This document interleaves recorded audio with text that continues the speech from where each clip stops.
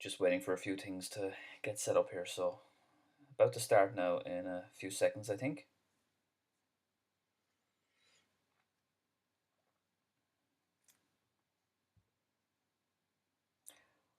Okay, folks, I think we're good to go then. So, you're very welcome to another Saturday live stream. If you have any questions on driving, learning to drive, just let me know. Send me a comment in the comment section here, and I will answer your question as best I can. I'll be getting to the comments in a second. Mark Richardson there, first comment. Hi Dane. Hello to you, Mark. Thanks for tuning in. Any questions, let me know.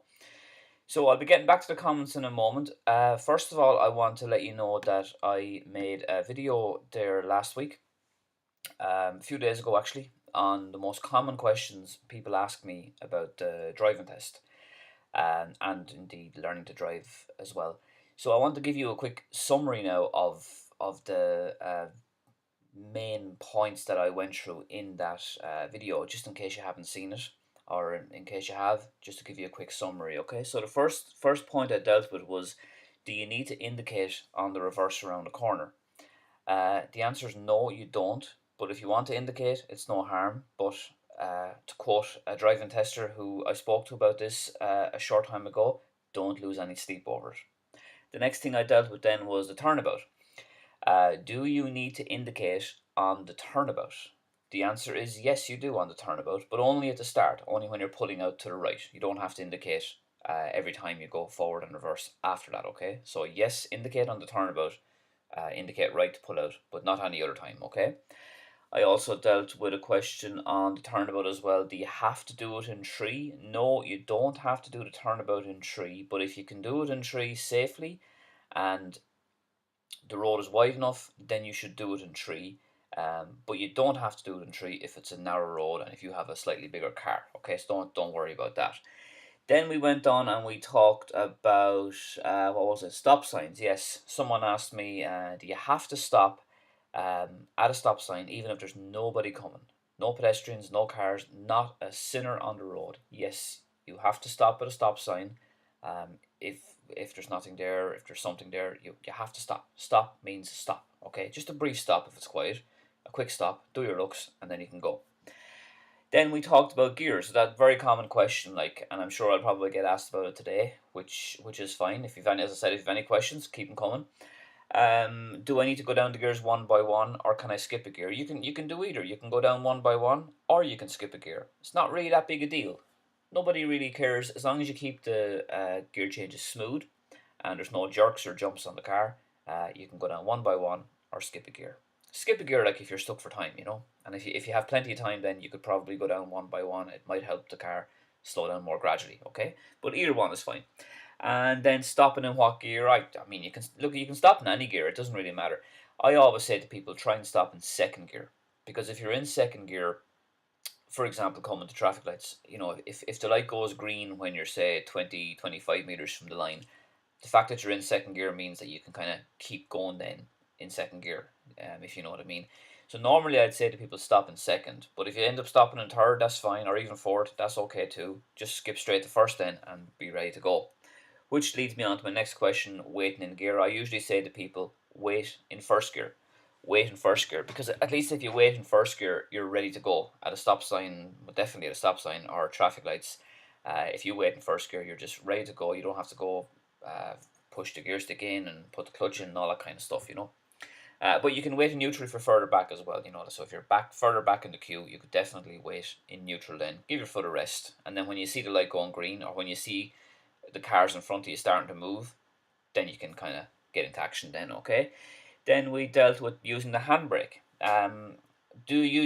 Should you use the handbrake or not? Again, it depends on the junction. Like, I would always recommend use the handbrake at traffic lights because it gives the car more security. Like if someone comes in and hits you from behind, you're not going to get shunted forward very much. It stops roll back and roll forward, I might add. The car is more secure when you have the handbrake up. But if you're only stopped for a very, very short time and it's very, very flat, or a slight downhill, you don't need to use the handbrake then. But it just depends on the moment. The longer you're stopped and if you're stopped at lights, the more likely then you should use the handbrake. Then we moved on to the electric handbrake. A lot of modern cars have electric handbrake. That's fine. They're brilliant. I love those electric handbrakes. But when I give lessons to people with the electric handbrakes, I often know when I see them for the first time, I notice some of them, no, not all of them, some of them, uh, they go to accelerate, they bring the clutch up, and then they suddenly they try and let down the handbrake like manually. You don't do that with an electric handbrake, like the automatic handbrake where you have the little the button you pull up. It goes down automatically itself. So once you give it a bit of juice, bring the clutch up, and keep bringing the clutch up until the car moves. The handbrake will automatically disengage. Okay, you don't have to physically do it. And the auto hold as well. Some modern cars have auto hold, yeah, which is good too. It avoids rollback, but I don't really recommend it all the time. It depends on the situation. In certain types of cars, it's actually easier to creep out and edge out at a blind junction if you don't have the auto hold. So you have to kind of figure that out for yourself in conjunction with your driving instructor. You could use it, yes, there's no problem using it. There's nothing wrong with using it. But I personally find it might be easier to creep out or to get more control in slow moving traffic without the auto hold. But that can be a tricky one. You have to make up your own mind on that. And then we moved on to the reversing camera. Yes, some cars have reversing cameras. Go for it. Use it. I mean, look in your reversing camera. It might be on the dashboard over the radio or something like that. But needless to say, just don't look there all the time. If you're reversing, you have to make sure you're checking your mirrors and over both shoulders as well. Okay, so it can be a form of assistance, but it's not the be all and end all. So don't constantly stare in your reversing camera. And the last two then, before I get back to the comments. Do I fail if I get all my questions wrong? Answer is no, you don't. The most you can lose is one mark on that. You could lose 2 minor marks, which is not going to be a major big deal, or you could lose like one, as I call a medium-sized mark. So it could be one of the marks that you lose as part of your overall threshold of 8. It could cause you to fail as one mark that accumulates in conjunction with the rest of the marks, but it's not going to cause you to fail on its own. Okay, so even if you're weak on the theory and you're not particularly confident on the road signs and answering questions, don't worry, just do your best to get through it and move on and get on with the rest of the test. Just because you're weak on theory and road signs does not mean you're going to fail your test. Okay, and then the final one then was about overtaking on a continuous white line. For example, overtaking a cyclist. Yes, that's absolutely fine. I mean, it's not it's not ideal, but I mean, we live in the real world. Exceptions have to be made, and I remember the one of the chief driving examiners telling me that exact phrase: exceptions have to be made, and you have to do what's practical. So that's coming from the mouth of one of the chief driving examiners. So if you have a cyclist, okay, and it's a continuous white line on the road, yes, you are allowed overtake the cyclist and cross the white line if needs be. But just make sure that it's safe, that there's nobody overtaking you at the same time, and that you have a good view ahead of you, well, as good as you can, so you're not obstructing oncoming traffic. You can overtake the cyclist because you're not going to be out on the wrong side too long, and you probably shouldn't be over on the far side of the road very much because it's only a cyclist anyway. So as long as you give them a meter and a half preferably, that's the main thing. So yeah, exceptions have to be made. We have to be practical. You can't you can't drive 5-10 minutes at 10 kilometers wasting time just because there's a continuous white line there. We have to be practical, and we have to understand that there's exceptions sometimes as well. So that's basically a summary of my last video. I'm gonna link that in the description as well if you'd like to check it out. The title of it is Most Common Questions I Get Asked. I think that's the title of it. Okay. So let's get back to some comments then, folks. And there's a good few coming in there, so I'm going to try and catch up with these. So we had Mark there, yeah. Ahmad, hello. Anisha Patel, hello to you. Bakula Amiyahan, good morning. Tomas H, well done. How are you, Tomas? Cliffs of Moher. That's someone looks familiar there. Yeah, name sounds familiar. Hello, Cliffs of Moher. Dennis Sherry. Hi, Dane. Hello, Dennis Sherry. Bakula Amiyan. My driving test is next week, and I help, please. I think you mean I need help. Well, Bukola, what can I say to you?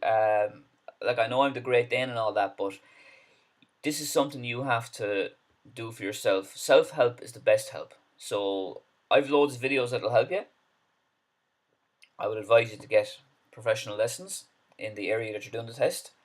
Read up on your rules of the road and practice, and hopefully you'll be fine. If you have any questions, let me know. My email is on the screen there, folks. You can see danetyghe@gmail.com. If you have any questions on driving and I don't get around to your comment here, or you want to send me a report sheet and you'd like some feedback, just email me, danetyghe@gmail.com, and I will do my best to give you a detailed breakdown of where you went wrong on your report sheet or answer any of your questions. Okay? So moving on then, Melanie Butler, I watched your video about progress, but could you talk a little bit more about it for the test, please? Yes, yes. Well, you see, a lot of people do fall down on progress there, Melanie.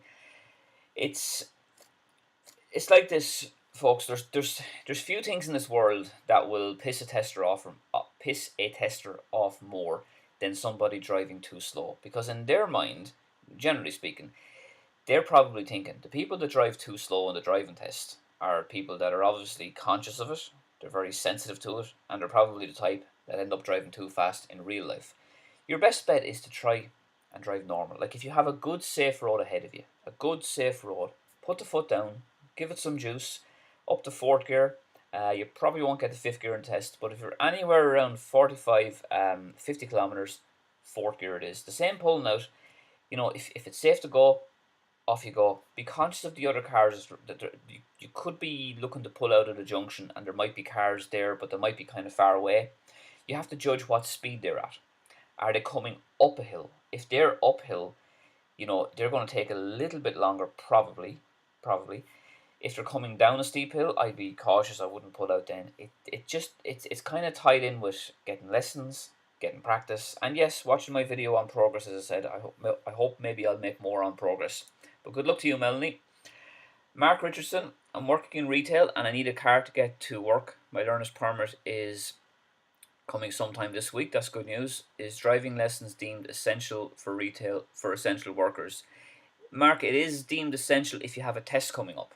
Okay, it's not deemed essential if you're only on a learner permit. Okay, so that's the advice we're given. I have 1 or 2 lessons coming up for people who are essential workers and who are essential retail or in healthcare. So that's the guidelines.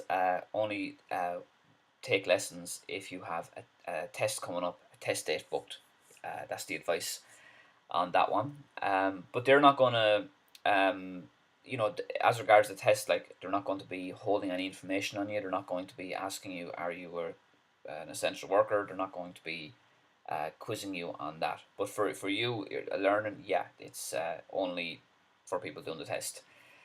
Which is, I know it's inconvenient, but that's the laws we have to obey. Be me, good morning or good afternoon to you too, yeah. And look ek Boragul. Okay. Hi Dane. Thank you very much for all your amazing videos regarding the driving test. So you're very welcome. Thanks for being here. It's my pleasure. Bukola Amian again. You're doing a great job. Well, thank you very much. I'm trying my best anyway. Bukola, thanks for that. Megan Fitzsimons. Hello Dane. If I am taking third exit to the right and there's 2 different lanes as I leave the roundabout, do I exit in the lane I am already in or change to the left lane as it's the normal driving lane? You're probably better off there, Megan, exiting in the lane you're already in, provided that lane is safe and viable as long as that lane leads off on the exit. Some roundabouts will have 2 lanes. Well, a lot of roundabouts will have 2 lanes on it, and then you'll have some roundabouts that will have 2 lanes on the exit as well. So, like, very often you might have 2 lanes on the roundabout and then 1 lane exiting. So at least you can only be in 1 lane exiting. So in general terms there, Megan, I would advise you to try and stay in the lane that you're already in, rather than trying to change lanes as you're leaving the roundabout. But it's a tricky one because it depends on the roundabout there. If you're getting lessons, the driving instructor in that area, wherever you are, will be the best person to answer that because he or she will know that specific roundabout.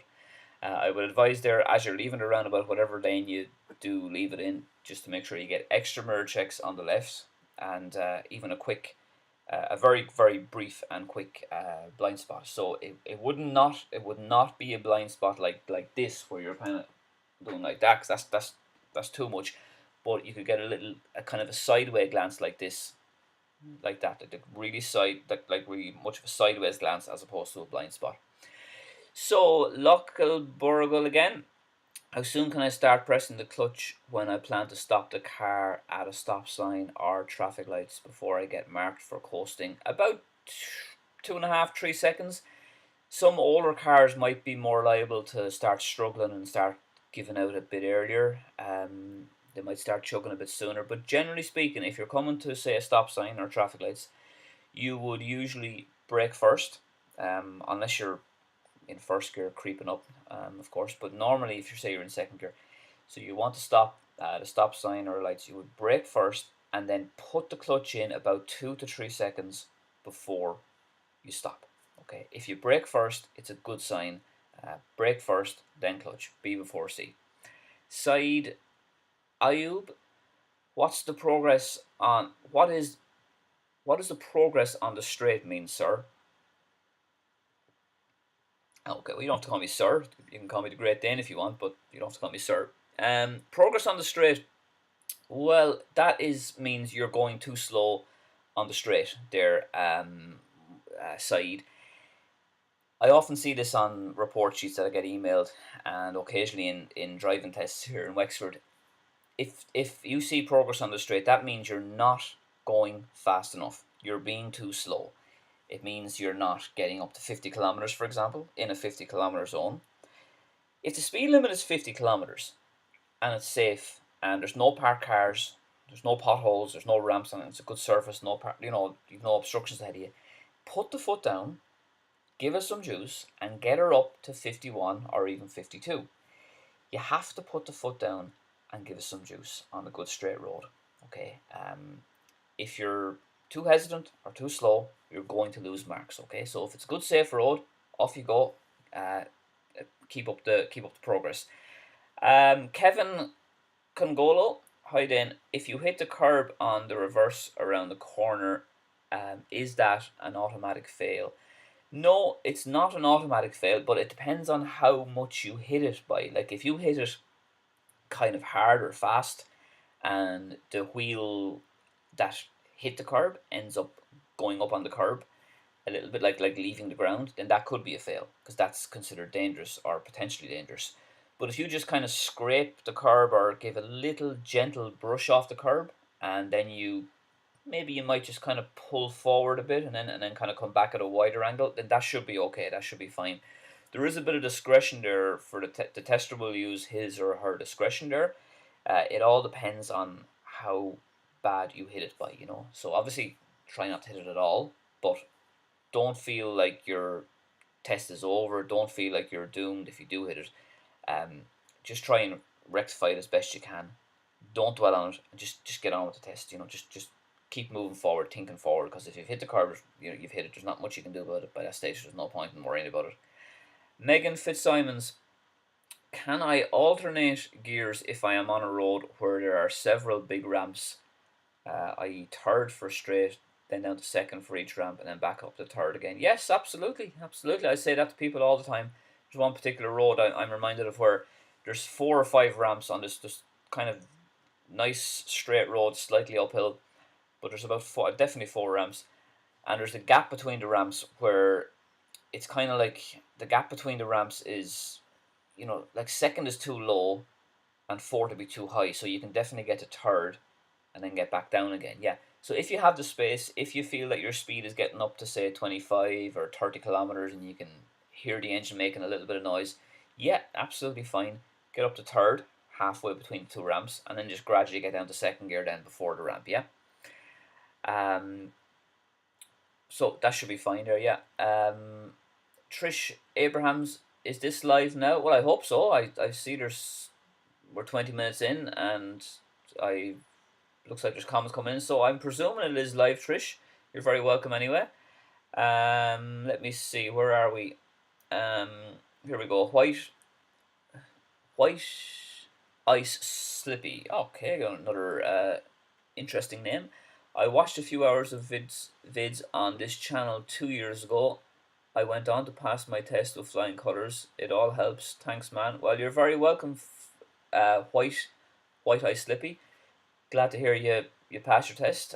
Yeah, I've the videos are they kind of come in bunches. I think my first video was 2010. I think I think it's a reverse around the corner, a turnabout video. It's pretty basic now. It was my first little handheld camera. Maybe 2011 actually.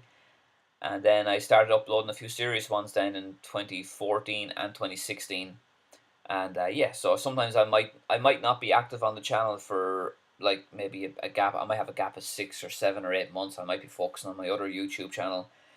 But I'll always come back to it though, and I'll always answer the comments, and I'll always do my best to answer the emails. So just because you might not see me uploading a video for a 5, 6, 7 month period, it's not that I've given up. It's not that I've abandoned the channel, and I always keep an eye on it. But thanks for that comment, White Ice. Appreciate that. Look, Boragol. Is it okay during the test if I stop the car in third or second gear and change to first after stopped at stop signs or traffic lights? Absolutely. So like if you stop the car, say in third gear, okay, let's say you're coming to a set of traffic lights, you're taking whatever turn, and you find yourself that you stopped in third gear. That's absolutely fine. So you brake first, put the clutch in about 3 seconds before you stop for third gear, and then you would probably put up the handbrake and go from third straight into first. Just forget about second. There's no point in going to second if the car's already stopped. You're just wasting your time and energy. Go straight from go straight from third, the gear you stopped in, down, left, and up to first gear. Yeah, and the same for if you stop in second, that's fine. Handbrake first, into first gear. Bob's your father's brother. Okay, so I hope that answers that there. Local Burger. Cliffs of Moher, thank you for that donation. Very kind. €2 there from the Cliffs of Moher. Really appreciate that. That person's been a great source of support and backing over the last couple of live streams. So thank you once again. Carmel McGowan. Hi Dane, great videos, well done. Well, thank you very much, Carmel. Let me know if you have any questions. So I'll come back to the comments in a second. You'll notice some web addresses there, folks.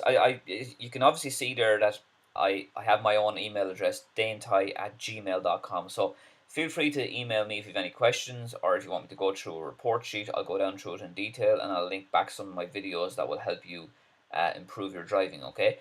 The other web address there, rsa.ie, that's the website address for the Road Safety Authority, okay? They're basically in charge of everything to do with driving, from the NDLS, licensing, driving test, the whole lot. So you'll find some good information there on driving lessons, learning to drive. That's rsa.ie. NDLS.ie, that's the National Driving Licensing Service.ie. So they have a great website there. They update it regularly. It's nice and easy to use. You can find out all about your licenses there, and applying for a learner permit, applying for a full license, and you'll get lots of updates there. And they have a handy little calculator as well, where you can test if your learner permit is in date, and how long it will be extended by, because you do have a 4-month extension. I'll get onto those extensions again in a sec, but that's the NDLS for licenses. And NCTS then is National Car Testing Service, NCTS. So all NCTs are extended by 4 months. So if your NCT is out of date, don't worry, you've got a 4-month extension. You don't have to do anything. The testers will know about it. So NCTS for the National Car Testing. If you want to book an NCT, or if you want to find out any information, check out that site, ncts.ie. And the last one there at the bottom, urgent driving test at rsa.ie. That's if you're an essential worker, essential retail, essential manufacturing, essential healthcare worker, and you need a driving test ASAP. Email the RSA on that address, urgent driving test at rsa.ie, and they will do their best to get you on the priority list and get you a driving test quicker, okay? But preferably just if you're an essential worker. Okay then, so let's get back to the comments then, folks, and I'll be talking about end plates in a minute, and hopefully You either have end plates or you're going to have end plates soon, so I'll be briefly going through the main points on end plates. But let's get through a few comments first, and I hope to be here for the hour, so another 35-40 minutes. I mean, I'm already here for 25, I think, at the moment, so hoping to sign off at around about between 1 and a quarter past 1, okay? Back to the comments. Clodagh, so we said Carmel. Clodagh Plunkett, hey Dane, I hope you're keeping well. I'm a frontline worker, ABS. I emailed the urgent driving test account 2 weeks ago and have still not received a reply. Is this normal? Good question, Clodagh. I'm surprised you haven't received a reply. Urgent driving, or I presume you emailed the right address. If you haven't heard from them by this stage, even an acknowledgement, I would certainly be encouraging you to ring them up then and ask them what the story is. So I'm sorry to hear you haven't got any reply from them at this stage. It could be because they're working through the backlog. It could be because they're busy. It might have been misread. Usually they're pretty good now once you engage with them. I find from my own experience with learner drivers, they're usually pretty good at dealing with people and getting you a test date. So if you haven't heard anything from the email, definitely give them a call. Okay. F FGFG. Hi Dane. If there's a crossroads with traffic lights and I'm turning right, there's oncoming traffic. Do I stop in my lane before entering the crossroads, or do I wait in the middle of the crossroads? That's a good question, and it brings me nicely onto a case study I was wanting to talk to you about anyway, which I'll deal with in a sec. I have it here, a note of it here. So if you are FGFG, if you are coming to a crossroads with traffic lights, you're turning right, there's oncoming traffic, okay, do I stop in my lane before entering the crossroads, or do I wait in the middle of the crossroads? See, it depends if you're the first car. So, excuse me, if you're the first car and there's nobody else in the middle of the crossroads, and the light is green, by the way, the light has to be green now, and I'm saying this on the basis that the light is green, okay? If the light is green, you can roll up into the middle of the crossroads, the middle of the junction, and give way to cars doing less work than you. So that means cars going straight or cars turning to left. So you're right and they're left. So you could certainly wait in the middle of the junction if the light is green. But if the light is red, did you ask is it red light? Let me see. You didn't say what colour the light was, but I'll tell you anyway. If the light is red, you must stop at the first white line, okay? The first white line. And keep an eye out for the lines because you might have an area for cyclists to wait as well. So make sure you don't accidentally stop in a cycle bay. So if the light is green, you can definitely roll up into the middle and give way to oncoming cars and then make your move. And make sure as well that if you're up in the middle and the light subsequently goes amber and red, you still have to go. You cannot stay stranded in the middle. If you stay stuck in the middle there, you're going to get a fail. You're going to be failed, okay? So make sure you don't get stuck in the middle. And if the light is red, wait back at the first white line. If there's already somebody in the middle and you're the second or third car, I repeat, would not recommend you go up into the middle. Now, I'm saying that generally because all lights are different, all markings are different, but generally speaking, I would say if you're at a traffic lights and there's some chap or person in front of you already waiting to turn right and they're giving way to traffic, I would encourage you to wait behind the first white line, because if that person in front of you ends up getting stuck in the middle and he decides he doesn't want to finish his turn on a red light, you're the one then who's also getting stuck in the middle, and you could possibly be ending up blocking a pedestrian crossing or something like that. So I hope that answers your question. If you need any more clarification, let me know. Now that brings me nicely onto an example I was going to share with you folks. So I was emailing a chap over the last few weeks. I won't share his name, but just out of privacy and all that kind of stuff. So he emailed me how he was getting on, and he was telling me about one particular area where he fell down on, and that was at traffic lights, not dissimilar to what FGFG had just said there, okay? So this chap said that he was coming to a set of traffic lights up in Dublin, I think it was, and there was two, as he was coming to the lights, there was two sets of lights, okay? So one was to go straight, and the other one then was to go right. So he had basically an arrow. So he had the arrow pointing up, which means you can only go straight, only straight. You can't necessarily go right unless another light beside it comes on at the same time or maybe after. So all this guy had was the light pointing up. Okay. Unfortunately, what he did is he went up into the middle, and he did what I was saying that you would do on a right turn. He was giving way to oncoming traffic that was going straight, and then when there was a gap, then he actually went and completed his turn. So that caused him, he said, to get a straight fail, because the tester reminded him afterwards then that you could have went straight if I asked you to go straight, but you were in the right lane to turn right, and you didn't have the full green light. So the full green light, like the circle light, or you didn't have the arrow light to turn right. You only had permission to go straight, but I didn't want you to go straight, the tester says. He ended up going right, even though he only had the straight light. It was just a misunderstanding, a miscalculation, and it was a straight fail. So that was just a good time to mention that little example there in with FG's comment. Okay, and these things happen. I mean, that chap took it in good faith from his email. He's going to learn from the experience, and it's very unlikely that mistake will happen again. Uh, Bala Bala M. Hi Dane, thanks for the great work. My pleasure. Any tips for teaching the new learner driver? For example, how to handle the situation if the learner failed to press the brake? Can we use the handbrake? Well, yeah, that's an interesting question. Um, I presume you're maybe a parent or a friend or someone who's helping a learner driver out. My first advice is talk to the driving instructor and get some advice and tips from them, because they'll know better what standard they're at and what kind of roads that they can go on, and whether they're ready for maybe main roads or whether they're better off maybe staying on smaller, quieter roads.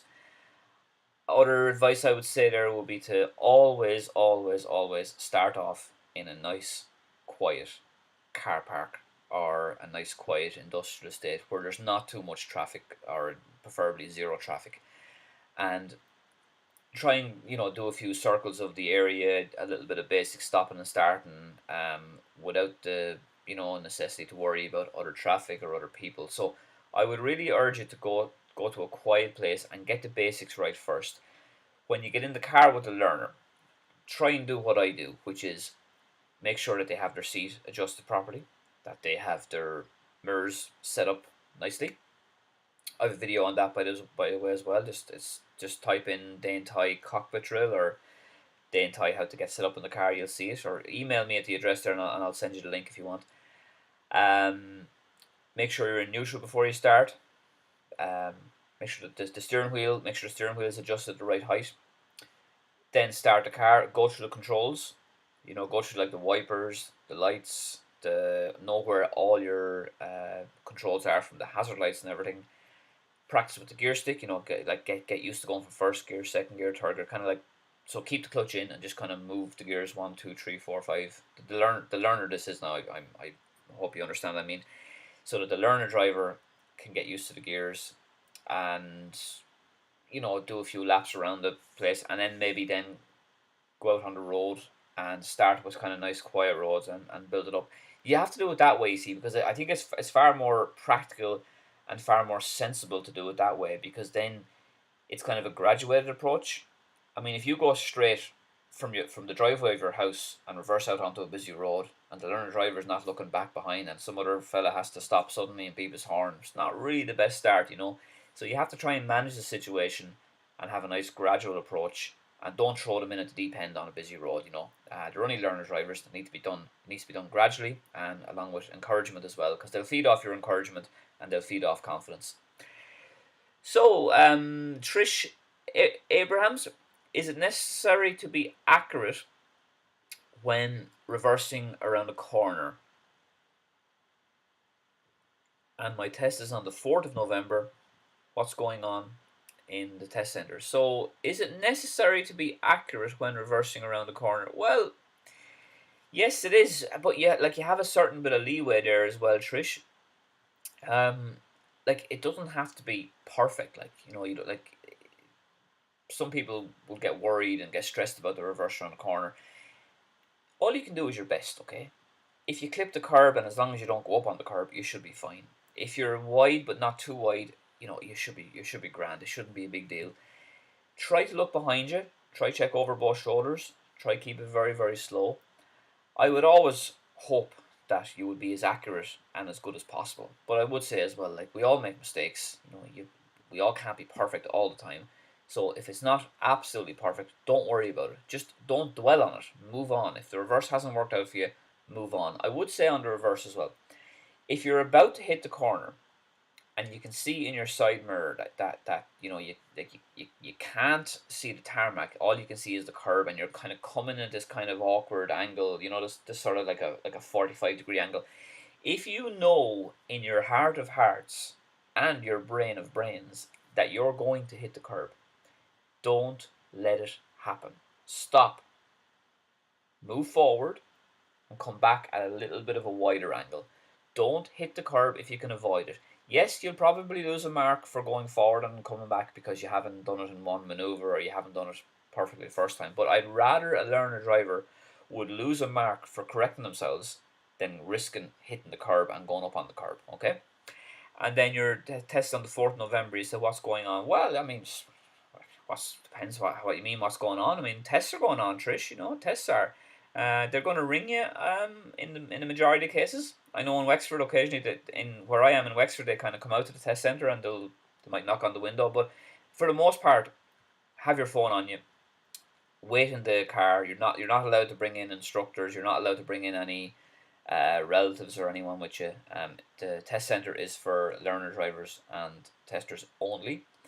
And they will ask you to wash your hands. They'll probably give you a face mask. They'll ask you to sanitize your learner permit. It's pretty much the same as it always was, but with extra sanitization and extra safety checks. So I hope that answers your question. And the best of luck to you, Trish, on the test on the 4th of November. Cat House on the Ridge, that name rings a bell. Hello, Dane. Happy Saturday, and hello to you too. Thanks for tuning in. Dennis Sherry, hi Dane. What's the smoothest way from changing from first gear to second gear on a flat road? Is it best to do it immediately and you add gas before changing? Well, Dennis, flower, the answer to that question is it depends on how fast you're going. First of all, so you're saying you're changing from first to second gear, okay, on a flat road. Is it best to do it immediately and add gas before changing? Yeah. So you see, the first gear is just a climbing gear. Okay, it's a starting gear. It's the gear you start off in, and it's a climbing gear as well. So the idea is that you don't stay in first gear very long, unless you're creeping out or unless you're in very, very, very, very slow moving traffic. Okay. The idea is to get to second gear as soon as possible, maybe 15, 20, or maybe 10, 15 kilometers, 18 kilometers, whatever. As soon as you hear the engine making any little bit of extra noise, get her into second gear, okay? Get her into second gear is best. So you generally would do it immediately, like not too soon. Like, you don't want to do it too soon because the car might struggle. But let the engine rev up a little bit. So give it a bit of juice. You can hear the engine getting a little bit louder in first gear, and then change to second gear. Once you come off the clutch nice and slow, it should make sure that the gear change is very, very smooth. Okay, I've plenty of videos on gear changes there as well, Dennis. I've a few on gears. So if you check out my YouTube channel or just search into YouTube Dane Tyghe gears, you'll get loads of video lessons on that. Okay. Okay, let's get to Dan's comment, and I might just make mention a few things on end plates then. Okay, so Dan Cal, hi Dane. I heard if you fail three tests. Okay, I'm worried this is going to be another conspiracy theory comment, but let's read it anyway. If you fail if you fail 3 tests in a year, you have to wait until the next year to do another one. I failed twice on small things, which I shouldn't have failed on. So is this the case for the 3rd test? Dan Cahill, I've never in all my years heard of anything like that happening. People do fail multiple times, 3 times, 4 times. It happens, not everybody can get it first, second time. So it is understandable that people may need a few goes to get the test. I have never ever heard that if you fail 3 times in a year, you have to wait until next year to do another one. Unless you fail 3 times in December, and you might have to wait till January to do another one. I might have to wait till the following year then. But no, I am absolutely not aware of anything like that. So no, you can just apply. If you haven't got another test, Dan, or if you've been waiting a while, I mean, there could be a very good reason for that. It could be just that there was, it might have been a busy time. It might have been that there was testers on holidays or something, or like in the current pandemic we're in, or the backlog could be kind of big. You could contact the RSA and ask them about that if you want, but I haven't heard of anything like that. No. Now let's make a few announcements on end plates. So hopefully the people here commenting will be having end plates to put up on the car very soon. So since August 2014, if you pass a driving test on or after the 1st of August 2014, you have to have end plates on your car for 2 years. 2 years after you pass. During this time, you are considered a novice driver. Novice, N for novice. Now you can still drive unaccompanied. You do not need to have somebody with you, but you cannot be an accompanying driver for other people. Okay. You also have a very, very, very low threshold for blood alcohol, so you can pretty much, like I mean, who in this day and age drink drives anyway? In all fairness, I mean, I can't think of anything so utterly stupid and ridiculous. But if you there is a certain limit for drink driving, but if you're a novice driver, it's practically zero. Um, so yeah, it was brought in 2014 anyway, and there is also a lower threshold of penalty points. So the threshold is 7. You can only get 7 penalty points. Or sorry, if you accumulate 7 penalty points in the 2 year period that you have your end plates, that will lead to disqualification, as opposed to the usual 12 penalty points within 3 years.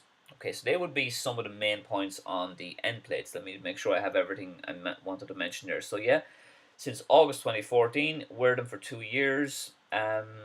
If you have your end plates for one category of vehicle, like if you, for example, pass your driving test for the first time and you have your end plates for 2 years, well, in a couple of years later, if you subsequently do a truck or a bus test, then you do not have to wear the end plates for the bus or the truck. Okay, you only have to do the end plates once for one category. You don't have to constantly do it if you pass a test in different categories. Okay.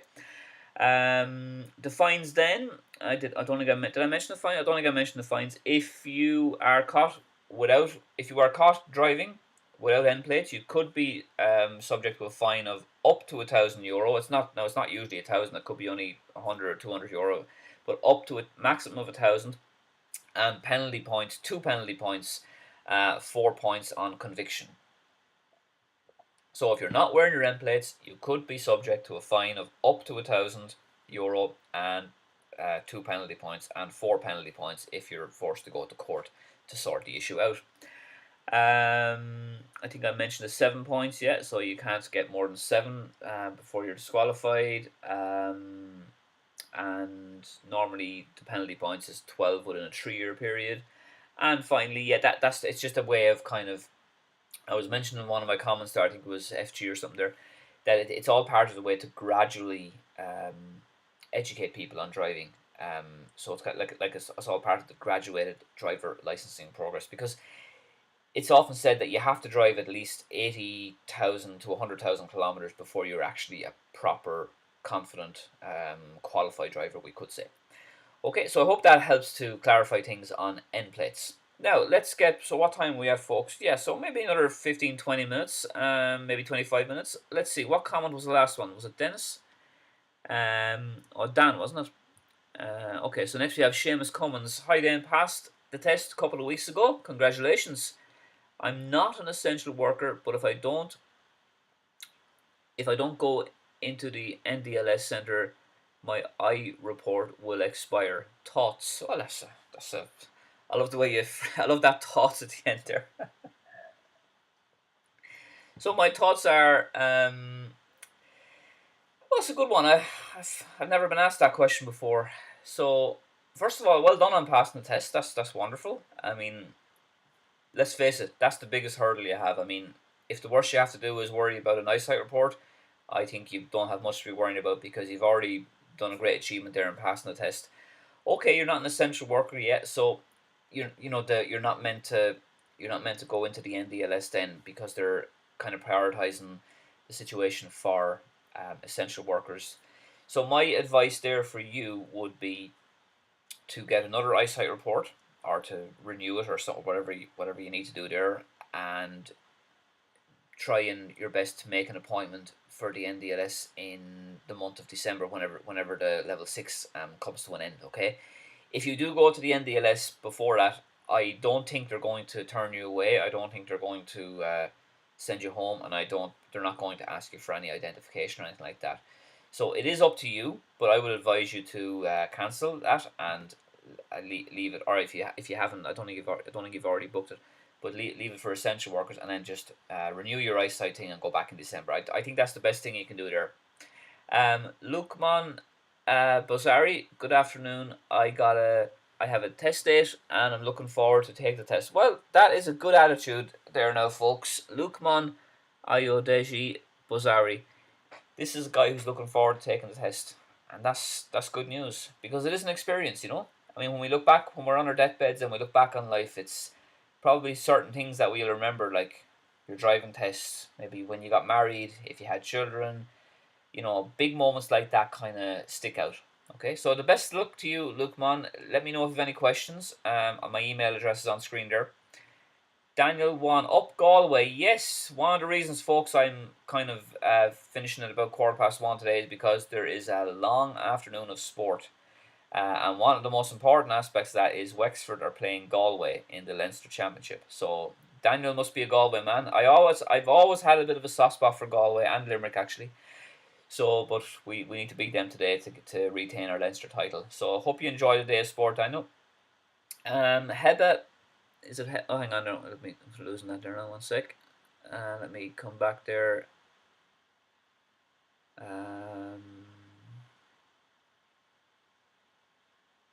Okay, so just bear with me, folks. Just sometimes my comments kind of get lost, and I have to just kind of come back and find where they were.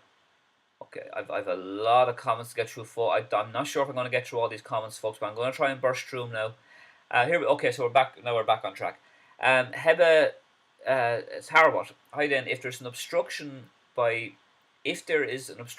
car at the bend, am I right to overtake, or do I have to wait till it move?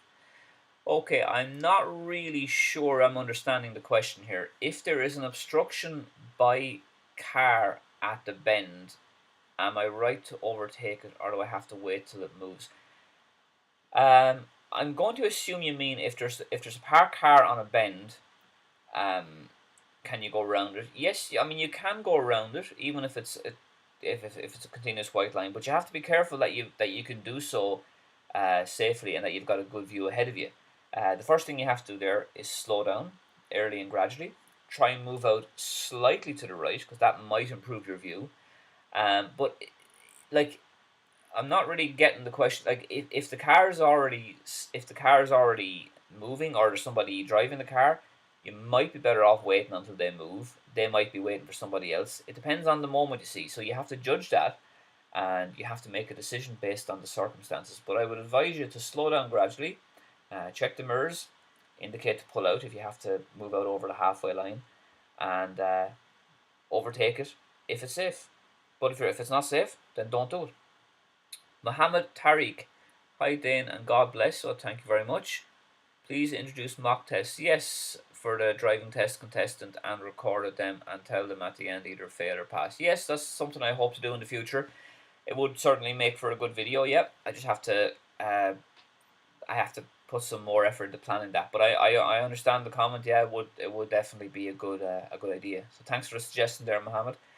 Sarah 93, hi Dane, just wondering, what are the rules on driving by yourself after you've passed the test, but before you get the full license card in the post? Well, this is the classic Irish thing, Sarah, whereby officially you're not allowed to do it, but unofficially you'll probably be grand. Okay, so that might be slightly, I don't know, politically incorrect to say, but it's the reality. We all in the real world, that's the way it is.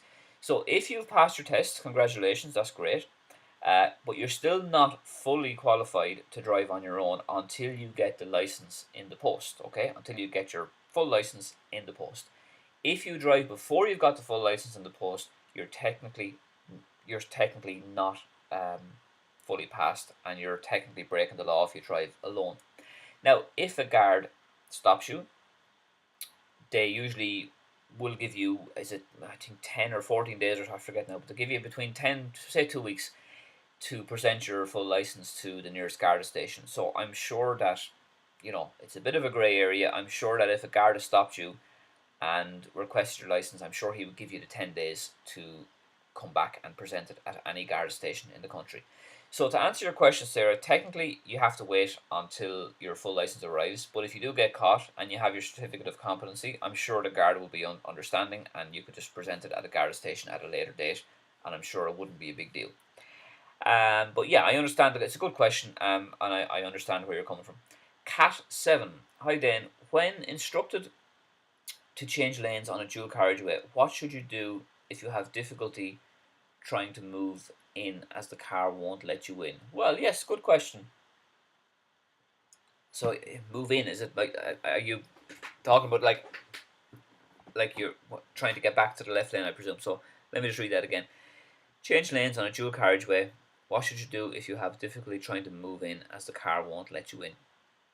Well, yeah, you don't want to be playing Russian roulette here. So maybe if you slow down a little bit,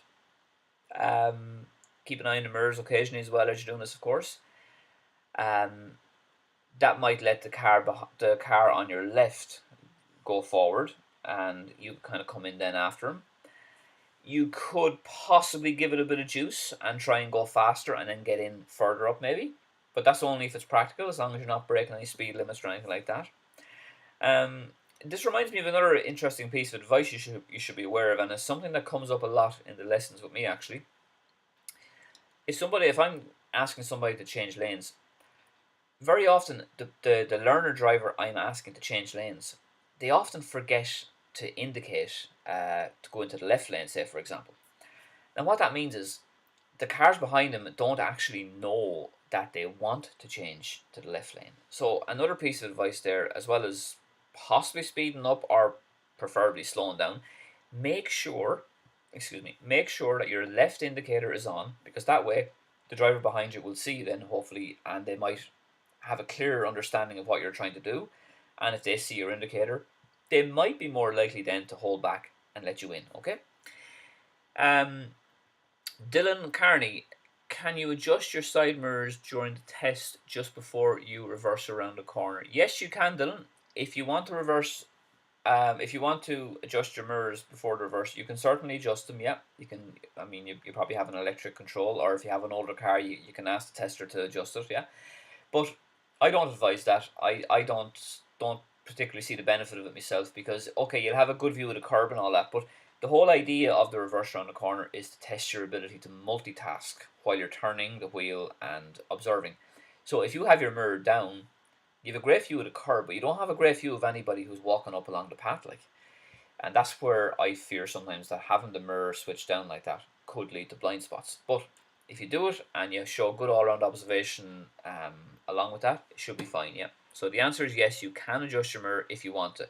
But Dylan, just make sure you adjust your mirror back up when you're finished. That's another reason I don't recommend it. I've never in my life recommended a learner to adjust their mirror downwards for the reverse on a corner. Never, and I never will. Make sure, if you do this, that you adjust it back up, because the last thing you want to be doing is changing lanes to the left lane, or taking a left turn even, and suddenly realizing, oh jeez, I forgot to put my mirror back up. Your observation is going to be limited, and that could cost you a very significant and a very serious mark. Trish Abrahams, if you go out a bit wide on the reverse, is that a fail? Okay, this is like Groundhog Day again. Every so often, a person's comment seems to appear multiple times. I'm not sure if this is the case here, but I'm getting a sincere sense of deja vu here. If you're a bit wide on the reverse, Trish, it shouldn't be a big deal. It's not a fail, because it depends on how wide you are. If you go like really wide and you cause other cars to kind of stop suddenly and swerve around you, I mean, that's probably not going to be good news, But if you're a little bit wide, it should be fine. I would advise you, if you feel that you're genuinely getting too far wide, just stop. Go back to the start and try again. Maybe try turn a bit sooner, maybe slightly quicker turn, maybe to avoid going wide. Uh, you know, you will lose a mark there, but you're better off taking that on the chin and trying again rather than continuing to go wide and wide. Because if you've lost control of the corner, you might as well just start fresh again. You might actually save yourself by starting again. So the answer to your question is, if you go very very wide, it could be a fail. Yeah. If you're a little bit wide, no, it's not a fail. It just depends on how far you go. Claude Plunkett, stopped at the lights or waiting to move off safely. Should I leave the car in gear, in neutral, or is it okay to put the car in first gear and wait? Either way is fine there, Claude P. I would always recommend there that you wait in first gear. First gear. Because if you wait in first gear, that means you're ready to go. So wait in first gear, so the clutch is in, clutch stays in, you're in first gear, have your right foot ready over the accelerator, your left hand can be waiting on the handbrake, right hand on the steering wheel, and that way you're ready to go. But you can also wait in neutral. It's no problem. Like, I mean, maybe if you're further back in the queue, you might wait in neutral, give your foot a rest, you know. And then when you see the car starting to move ahead of you, you can kind of get ready and get into first gear then. So either way is fine, but I think waiting first is better because you're kind of ready to go. Not proper Python. Hi Dane, great to see you again. It's nice to see you too. Doing another live stream. I was wondering, is it good to skip gears or go down one by one? Well, interesting question. Either way is fine. When I'm teaching somebody to learn to drive, I would usually, in fact, I would always say to them, go down the gears one by one. Okay. Now the reason I say that is not because I want to keep them doing that for the test. It's probably slightly better to skip a gear, in all honesty. But I always get people to go down one by one when they're learning and when they're intermediate drivers, because I feel as a driving instructor, somebody who's teaching them how to drive, that having more practice with the gears means that you're going to refine your skills more. Okay, you're going to be learning to be smoother. You're going to be better knowledge of where the gear stick is, all that kind of stuff. So to answer your question, if it's a kind of a if you've a nice long run into the junction and you've plenty of time, it's a good idea then to go down one by one, because I think it kind of helps slow the car down gradually. But at the same time, it's probably more environmentally friendly if you just slow down and then skip a gear, go from fourth to second. The answer is, you can do either one. There's no special rule saying which is better. Some instructors might have their preference, some testers might even have their preference, but the honest and true answer is, it doesn't matter. As long as you do it properly, as long as you keep the gear changes smooth and don't cause the car to jerk and jump, and you can avoid jerks and jump by coming off the clutch slowly. So as long as you keep it smooth, it should be fine. Either way, it'll be fine. Saeed Ayub, I got 4 marks grade 2. Sorry to hear that now, yeah. So 4 marks grade 2 for progress on the straight. Yeah, so their side, you were going too slow. You need to put the foot down there, my old flower, and give her some juice, okay? If it's safe to go, just go. Don't delay. You're only going to risk getting marked if you end up driving too slow. Is it okay to do a few rings at a junction? Keith Shocks asks. Keith Shocks, is it okay to do a few rings at a junction? A few rings? I'm not sure. Is that a typo or something? Maybe feel free to ask me again, Keith. I'm not quite sure what you're saying there. Sarah Purcell, hi Dane, had a mock test on Thursday. Got a few marks for pulling up the handbrake without using the button. My instructor never told me that. My instructor never told me that I would get marks for that. Is that the case? Yes, that can be an issue. When you're pulling up the handbrake, generally it's advised to push the button in when you're pulling up the handbrake and pull it up then that way. And you could kind of let go. I advise people just to let go of the button when it's say 80%, 90% up, and then pull it up the rest of the way. But that's only the rest of the way is only another like 5 or 10% up. But I would always say have the button in, yeah, because it's considered to cause less wear on the handbrake. But it's never really been a big issue, you know. I always would say to people, have the button in, alright, yeah, it's just a habit I've had from day one. But I've heard of a few over the years in Wexford, a few marks on that, but nothing much though, you know. But you're better off using the button, alright, yeah, just to less noise, less wear, yeah. But to me, it wouldn't be a big deal, but yeah, That's the advice there. Is the NCT extended automatically? Mahin Hossian. Yes, by 4 months. So if you check out the website on screen there, Masson, www.ncts.ie,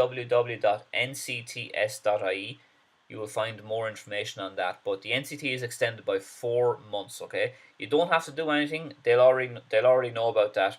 If you're coming for a test, that is. Mohammed Tariq, Dane, when you submitted your driving license certificate at the NDLS office along with the medical report as well, or will anything else also please tell me, thanks. Yeah, well, what you need to do there is you need to get an application form there, Mohammed. Let me see, the driving license certificate. Yeah, so you need to, when you're going in to submit your documents to get your full license, you have to make sure you make an appointment on the NDLS website. So you'll see the address on screen there, the second one, www.ndls.ie. So you can make an appointment there. So it's like a 10-15 minute slot that you can go in and do your stuff in your local NDLS center. They'll have loads of information on the website, by the way. The website is there, www.ndls.ie. You will need to have your certificate of competency with you, evidence of your PPS number, evidence of that you're entitled to be resident in Ireland as well. So it kind of depends on as well if you're a second or third time there. I'm not sure you said that. I'm presuming you're not, but sometimes, like if you're coming there to renew a driving license, they'll probably have information on you already. But yeah, the main things you'll need there would be your photo ID, so like bring a passport or something like that, evidence of PPS, your certificate of competency, plus any other things you might need if you're like epileptic or if you have underlying medical conditions, okay? But the best thing there, Mohammed, I can say to you is you can find out all the things that you need there, just depending on whether you're first time or whether you're renewing or whatever, or adding a category or anything like that. www.ndls.ie, okay? So check that out. LiveMoo, that rings a bell. I've been putting the car in neutral when I stop at lights, stop sign, after handbrake, thinking the car would chug or I'd be classed as coasting if I went straight to first. Is this not so? Well, you can't, LiveMoo, you can't be coasting if you're not moving. Coasting can only happen when the car is in motion. If you're not moving, you can't be coasting. Yes, it does involve using the clutch more because you have to have your clutch in while you're waiting in first gear, otherwise the car will choke. But I mean, you can still go to neutral. Like, there's nothing really wrong with going to neutral at lights or at a stop sign, particularly if you're further back in the queue or if you know you're going to be waiting a while. But I would recommend that you would wait in first gear if you're at or near the top of the queue, because you're just simply ready to move off. But it's not going to be classed as coasting because you're not moving. Compilation Central, passed my test, was wondering, is there any way to get your license online? Yes, there is a way to get your license online.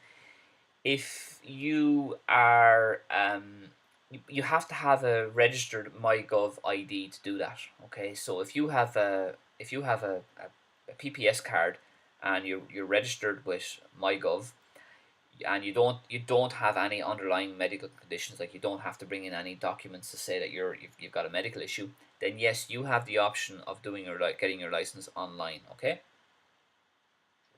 If you check out who had a video up on that recently, I think it was the RSA's Facebook page had it up on that.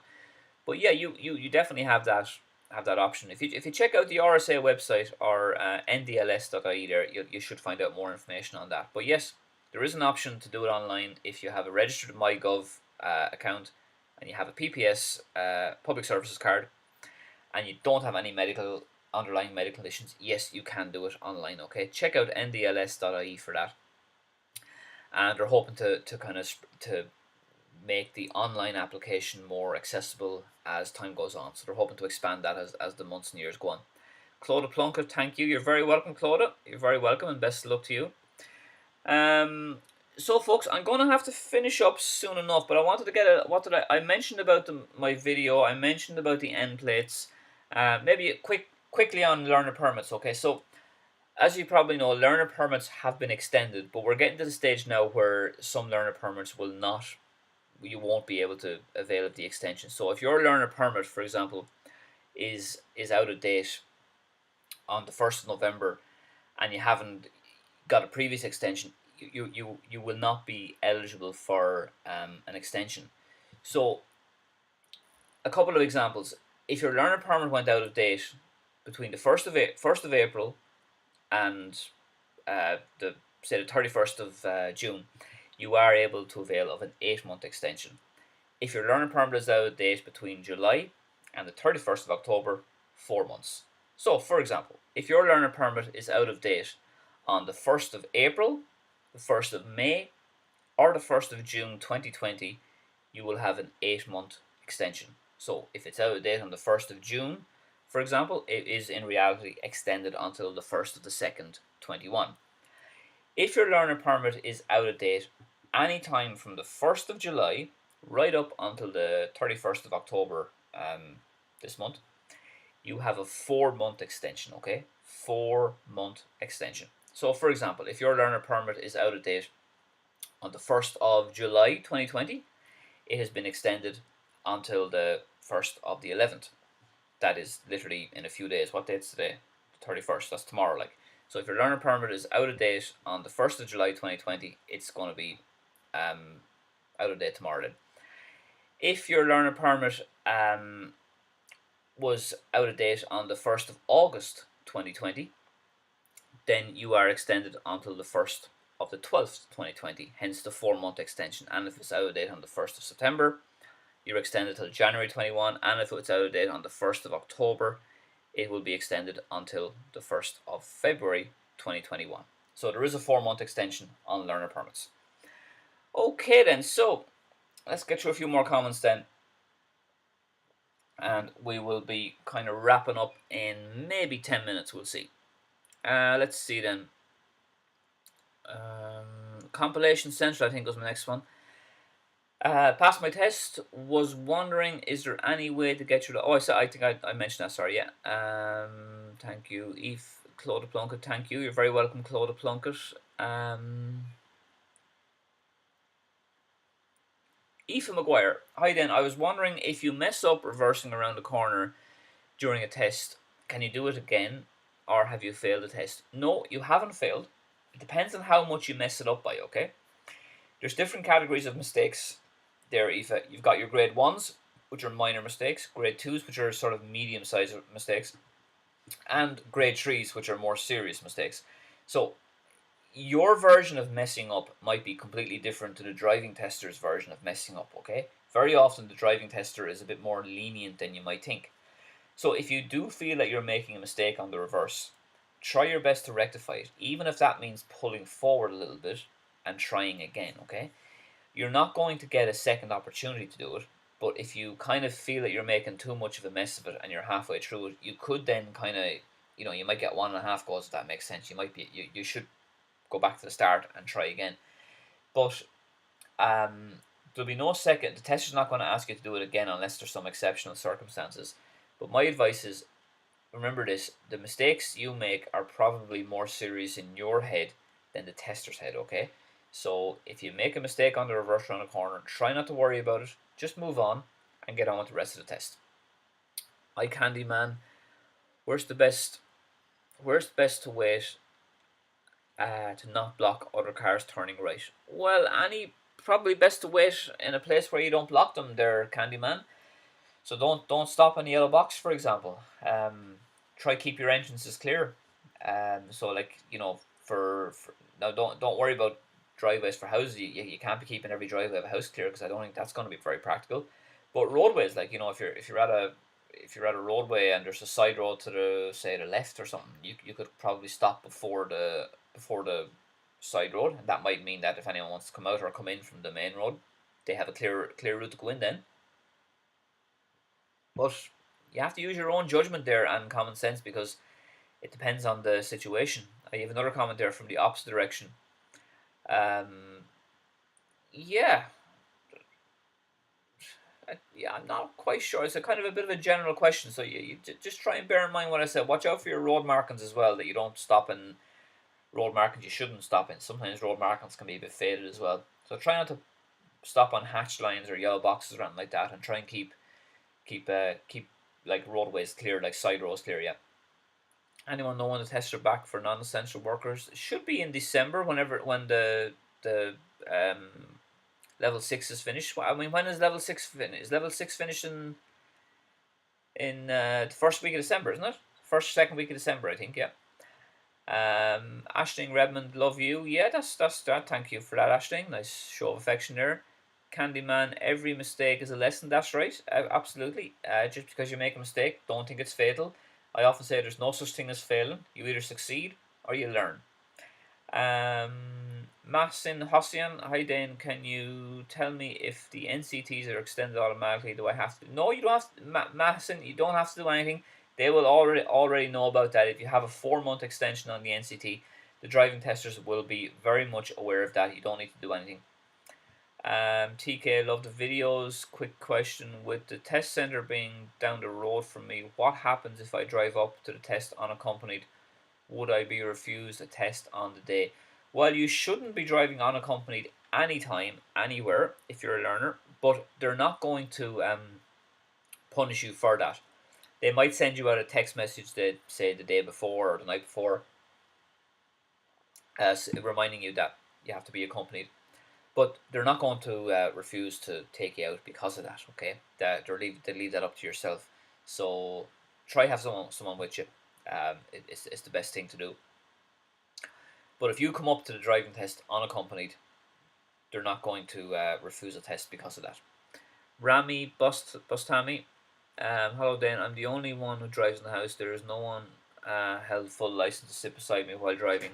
There is no exception for L license to drive unaccompanied to make a central trip. No, because if we lived by rules like that, then we'd be living in chaos, you know.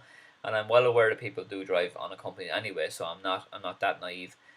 But Rami, I sympathise with you a little bit, but the law is the law. Okay, you can't have a situation where you have unqualified drivers roaming around the place like they've got a full license when they don't. Okay, the best thing you can do is not to be worrying about all these exceptions and is the world out to get you or any of that kind of stuff. Try and get your situation in order as soon as you can. So by getting lessons, applying for the test if you're an essential worker, and try and regularize your situation. Okay, but to answer your question, there's no exceptions for a so-called essential trip. No, sorry about that. FG, to my previous comment about the Crossroads, in my first test I was in the middle waiting for oncoming traffic, and I left when it turned amber red and I got an instant fail. Why is that?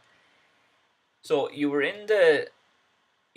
had a crossroads, you were in the middle waiting for oncoming traffic, and I left when it turned amber red and I got an instant fail. Well, that does not make any sense to me, because that goes against everything that is factual about that situation. There must be some other reason there, because if you're at a crossroads or a traffic lights crossroads and you stay in the middle when it goes amber red, you fail your test, unless you were already back behind the line and you went then. But that comment doesn't make a whole lot of sense to me, because it sounds like you did the right thing there. You were in the middle waiting for oncoming traffic, and I left when it turned amber red, and I got an instant fail. Well, I that makes no sense to me. One thing I've learned about this thing over the years is there's no smoke without fire. So I would say if you fail, there's probably a good reason you failed, and it wouldn't be because of that. Maybe you got a grade 2 for progress or something like that. But to fail you for that, it makes absolutely no sense. So I sense there's a bit more to that than what you're saying. Aliu Fall, good evening. Well, good afternoon. Oh, FG again. You were first in the queue and had waited for the traffic to pass before completing my right turn. Yeah, it's a strange one. Yeah, I mean, if you stay in the middle, that's considered a straight fail. So you're saying there that the tester wanted you to stay in the middle, which goes against every rule that I've ever learned about driving. So that doesn't make any sense to me. Anyway, I suspect there's more to that. I'm not. I appreciate the question. It's a good question, and I always like hearing experiences of a test. But I've always learned as well, folks, like there's two sides to every story, and just because a learner might say one thing, they might be missing key information, or they might have made a mistake that wasn't picked, that they didn't pick up on, or they didn't remember. But that's quite bizarre, the example you're saying there. Aliu Fall, if you are qualified for the driving, yeah, looks like you need to finish that comment there, Aliu. I think you said down there, is the need to go to driving school again? No, if you qualified, if you pass your driving test there, Aliu Fall, you don't have to go to driving lessons or driving school again. No, unless you wanted to upskill or something, or unless you want to do a bus or a truck or motorbike exam. No, once you pass the test, that should be enough. Rigson, Wangok, hi Dane, can I use the left exterior mirror curve down? Yeah, you can, Rigson, you can do that, yeah. It's just that I feel that creates blind spots though, so I don't recommend it, but you can let the mirror down if you want. Make sure you fix it back up again when you're finished the reverse though, because you don't want to have your left mirror down, 2 minutes later when you're trying to change lanes and you realize you can't see a thing in your left mirror. But you can do it. I don't recommend it. I don't see the point because it creates blind spots. But if you want to do it, there's nothing wrong with it. Trish Abrahams, thank you. Thank you, Trish. You're very welcome. Okay, folks. I'm going to try and fly through these comments, folks. I'll be finishing up there now maybe in 5 minutes. So I'll try and get through these comments quick enough. Is it safe to get a motorcycle now? Well, if it's safe enough, I don't think it's any more dangerous than anywhere else. Yeah, you have to get your compulsory lessons for a motorbike. I think it's 16 lessons. But yeah, it's safe enough. Niall Thorpe, I'm from Wexford myself. Do you do a pre-test? I have a test on the 26th November. Not really doing the lessons anymore, Niall. But if you email me, I'll send you on some recommendations. But the best of luck to you in the test. I'm not sure if you're doing it in Wexford or Gorey, but good luck to you anyway. Emmett O'Brien, advice for mini roundabouts. Yeah, check out my videos. Slow down. Try and turn your wheel a little bit to the left. Can you see that? A little bit to the left when you come up to the roundabout, so that'll help you avoid the white thing in the middle. And also on mini roundabouts, focus on the right. Try not to be too worried about the left. I mean, be aware of the left, but don't be overly aware. The right is the most important thing. Good luck to you there, Emmett. Let's see there now. I'm going to try and catch up my comments now before I finish up. Let's see. Where are we? Here we go. Jordan. Hi there, my test is today week. Any final piece of advice that you prescribe? Well, there's so much I could say, Jordan. I would say good luck to you. I would say to you, get a lesson the hour before your test if you can, because I'm a big believer in that. It kind of helps settle people down, and it can give you, a good grounding before you go in. But just do your best. Prepare as best you can, and always remember, most of the things you worry about in life, they don't actually happen. Owen Hayes has a few pictures of a goat there. Good man, Owen. Rosa Byrne, hi Dane. Have my test on Tuesday. My nerves are gone, and recommendations to settle them. 8:20 in the morning, school traffic. Yeah, so at least you won't be worrying about it all day anyway, because it's on so early in the morning. Rosa, my advice to you, live in the present. You can't really control the past. You don't know what the future holds. So if you live in the present, you will be better off. So just concentrate on what you're doing right here, right now, in the lead up to the test. Okay, most of the time the nerves will kind of settle down once you start driving anyway. I've made a video on that as well, driving test nerves tips to help you, so you can check that out. Just search that in, driving test nerves Dane Tyghe, into YouTube, and it should come up. But the best of luck to you anyway. I hope you do it. Daniel 1, Rosa, treat it like normal, don't let it panic you, extra caution. Yeah, good advice there. Nisha, hi Dane, I'm waiting for my test date. How do I add me onto a cancellation list? I couldn't find the option on the RSA website. Well, you could email that website, or that email address there, Nisha, urgentdrivingtest@rsa.ie. You can see it on screen there, and hopefully that will help you. The only other thing you could do is probably try and ring them and see if that'll help. But good luck to you anyway. Thomas Lawrence, hi there, watched your videos the night before my test to stay calm. You did it. Well done, Thomas. That's great. Congratulations. Cat on the House, do you know of any changes in driving testing as planned for the near future? No, not aware. I would love if they brought in some sat-nav testing, like having to follow sat-nav and parallel parking, but I'm not aware of any changes in driving test. I'd say it would be a nightmare to try and get changes through in this country when you have to deal with public sector unions anyway. They can be very resistant to change. But I don't think there's any changes coming up soon, to the best of my knowledge. We had big changes a while ago there with the introduction of the compulsory lessons in 2011, so that was a huge thing, alright. But none in the future that I'm aware of anyway. Daniel is from Kilkenny. Oh, I remember. I think I was talking to him a couple of weeks ago. He's from Kilkenny. You have a big game against Dublin today, then, yeah. But yeah, sure. You know, it's good to hear from you, Daniel. So we're in for a great afternoon of hurling, I think. Trish Abrahams, deep breaths and ask your guardian angel to sit with you in the car. Good luck. Mine's on the 40. Yeah, good advice. It's only a test. Yeah, it's not life or death, exactly. HK, Dane booked my test at the end of August. Would you have any idea? The HK, I'm not sure. It depends on the test centre. It could be 16 weeks, maybe more, maybe a little less. You know, it just depends on the test centre. But good luck to you, Tara Rossler. Just wanted to say thank you. You're very, very welcome. The videos were a big help for my last test. Congratulations, Tara. My pleasure. Ice, Eye Candyman. Would you get marked down if you wait at a giveaway line before the box junction and wait for oncoming to disappear before you make a right turn? Yeah, you'd probably get done for progress there, Candyman. If you wait at the white line, I think you mean the first white line, the giveaway line, instead of rolling up into the box, you're probably going to get done for progress turning right. Yeah, so if you're the first car, you should go up into the middle of the junction if it's safe. Yeah, definitely. Super Minish, hello Dane, I have a question. I'm having a test in a week, I think, and there's no one who can accompany me to the test. Should I be allowed to go or should I cancel the test? I am waiting for the last 6 months. Well, you don't have to cancel the test just because nobody's going to come with you. I mean, you should have somebody with you. That's the law, and you should obey that law. But I'm sure you could find someone. I mean, if you look hard enough, I'm sure you could find somebody to go with you. But the driving testers are not going to cancel your test because of that. Just because you don't turn up with somebody, that's not a reason to cancel. So your test will still go ahead. But I understand your fears. I know, and you just have to do your best there. Canarachine, what are the most common grade 1? I don't know that, Canner. There's Canarachine. There's so many grade 1 mistakes. It depends on the person. It depends on the route. It depends on the person's weaknesses or where they fall down. And observation can be one, you know, and position. I find probably the most common ones. But I'd only be guessing there because it entirely depends on the person. Niall passed yesterday. Good man, Niall, and congratulations to you. Dara Ring, is it true a driver is not supposed to beckon a pedestrian or other drivers as it supposedly puts them at risk? The correct alternative is to sit there and just wait for them to move themselves. Absolutely, 110%.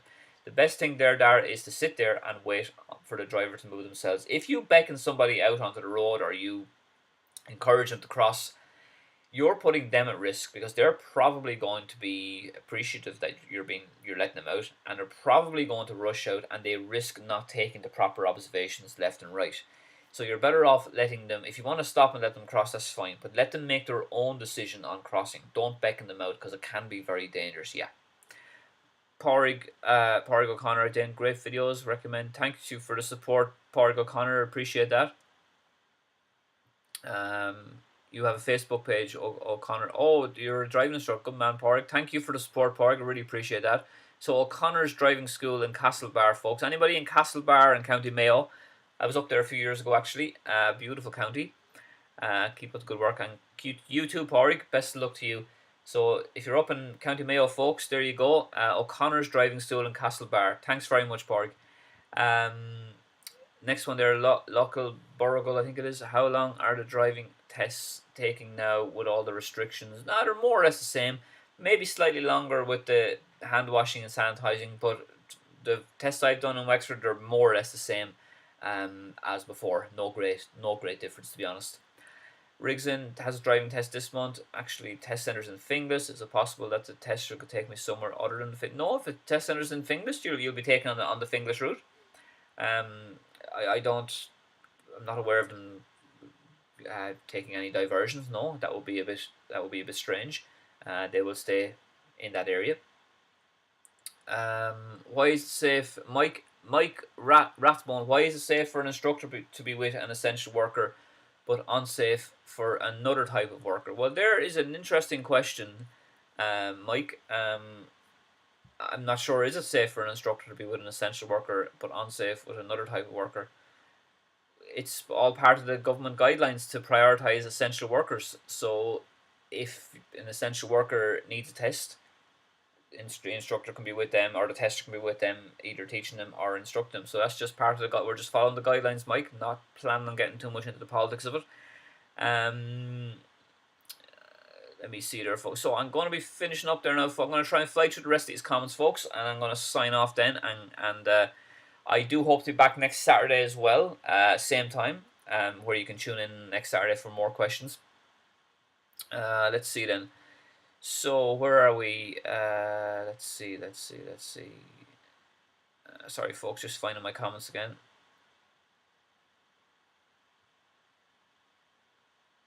Okay, I think we're up. I have them here now. Because COVID only attacks people who are non-essential. Yeah, that's a candy man. Jesus Magus, hello, Jesus, yeah.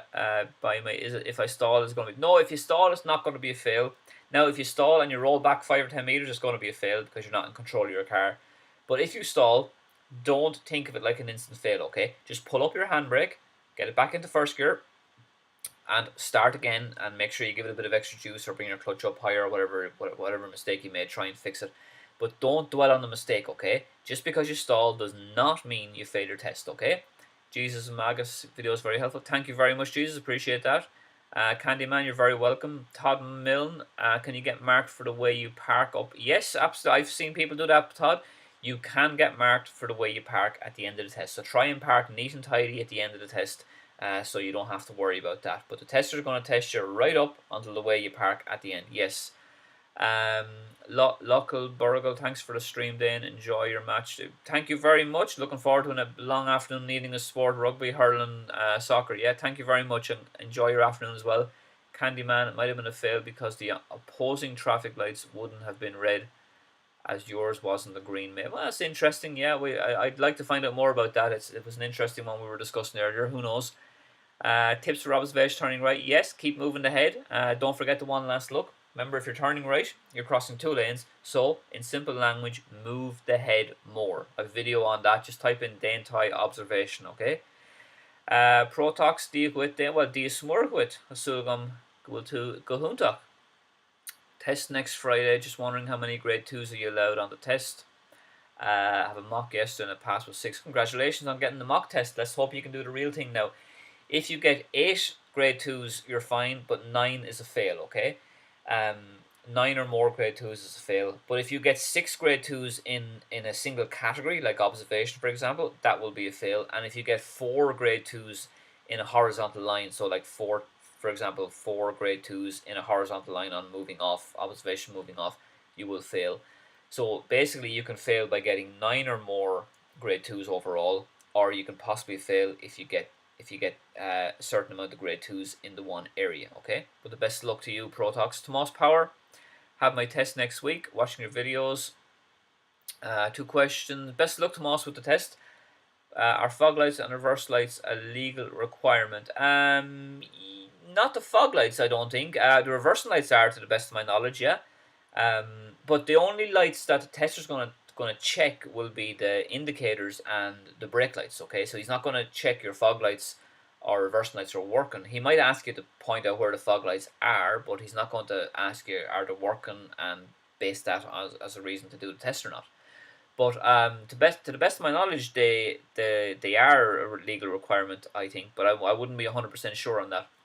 And during a reverse around the corner, a turnabout, a car comes, should I stop? Yeah, on that one, Tomas, you should stop if a car comes on the reverse around the corner, okay? If a car comes from behind, you should stop and let him go around you. And if he doesn't go around you after 5 seconds, just come back and start again, okay? On the turnabout, you don't usually have to stop because you're the one taking up the middle of the road.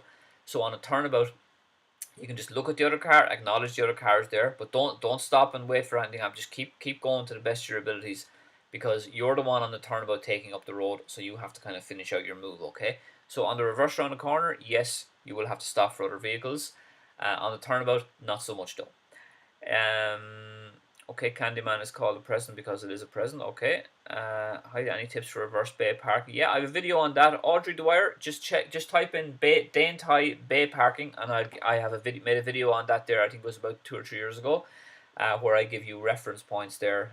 Make sure you take it slow and look behind you. But search into YouTube, Dane Tyghe Bay Parking, you'll see my video, okay? So I'm going to finish up here now very soon, folks. I think I'm nearly caught up with my comments, and I will have to say goodbye to you in a minute or two. Oisin Prendergast, what will be if you cut out during the hill start? If you cut out during the hill start, it will be a fault. Probably lose a mark on clutch or something, but it doesn't have to be fatal, Oisin, okay? Just get the handbrake up into first gear and try again. Don't dwell on it. Try not to let the car roll back too far. Like everything, it depends on how bad it is. But don't think you're going to fail just because you stalled. It's not like that. Move on and do your best with the rest of the test, and I'm sure the tester will be impressed then if you can just make up for that mistake, okay? Last couple of comments, folks. Aish Thomas, progression on the right. I think you mean progress turning right. That means you're too slow turning right, okay? You didn't turn right quick enough. Maybe you were at traffic lights and you didn't turn right quick enough, who knows? But if you see a mark on progress turning right, it means that you were too slow or too hesitant on a right turn. What is Karmish Kadam? What is the correct gear selection going downhill? Depends on the hill, Karmish. I don't know. It depends how fast you're going, you know. You can go down the gear in any. You can go down a hill in any gear, but I can't answer that because it's such a broad question. What is the best way to get quick acceleration in a petrol manual? Well, press the accelerator quicker, I'd assume, Kamish. I don't mean to be sarcastic, but like, what do you want me to say to that? Like, you want to get quick accelerator in a petrol manual, press the accelerator. I mean, you have to get used to it, I suppose, you know. Try get used to it. Try practice and get comfortable with your pedals, okay? Last couple of comments, folks. Aoife Brady, up the dubs. Yes, I love the dubs and the Wexicans, of course. Thanks for your videos, so helpful. You're very welcome, Aoife. Enjoy the afternoon of sport, and thanks for tuning in. Sarah Purcell, thank you, Dane. Love your videos. My pleasure. We'll be watching them up to my test in a few weeks. We'll be donating to your PayPal account. Thank you very much, Sarah Purcell, and thank you anybody who has donated by PayPal, folks. You're welcome to make a voluntary donation, just a once-off voluntary donation if you want. You're under no obligation, obviously. No, that goes without saying, obviously. I will make these videos free and available to all you out there, and I will do live streams every Saturday like this. And I really appreciate that comment, Sarah. Thanks for your support. Last comment, I think, folks. Tilko Mikojal. Sorry, Craft Play Game. Sorry if I mispronounced that. Hello, I love your videos. Nice one to finish off on there. Thank you very much for that, Tilko Mikojaz Craft Play Games, if I'm saying that correctly. And thank you all for being here, folks. I really appreciate it. I hope I've answered the majority of your questions. If you have any further questions that I haven't got to or that I've missed out on or you're thinking of, my email is on screen there, danetyghe@gmail.com. Send me an email. I'll do my best to get back to you the same day, and I will answer your questions there. Oh, we got a super chat there. Who's that? Candyman, Ice Candy. Thank you very much. This guy's a legend. He's mentioned a few comments here now, and I really appreciate that. Candyman, I was going to say euro, £5 though. It looks like it's £5 there. So thank you very much for that, Candyman. Really appreciate it. And to you as well, Candyman. My email is there if you have any questions, but really appreciate that support. Be Me, thank you. Very welcome, Be Me. So again, folks, thanks for your support. My email is there. Let me know if you have any questions. I hope to make a video. I'm not sure if I'll be making a video this week, but I will be streaming again next Saturday at 12. Get back online next Saturday at 12 o'clock, and I will answer your questions. I have made a video last week on most common driving tips. You'll see that. And I hope to make a new video either this week or next week. So again,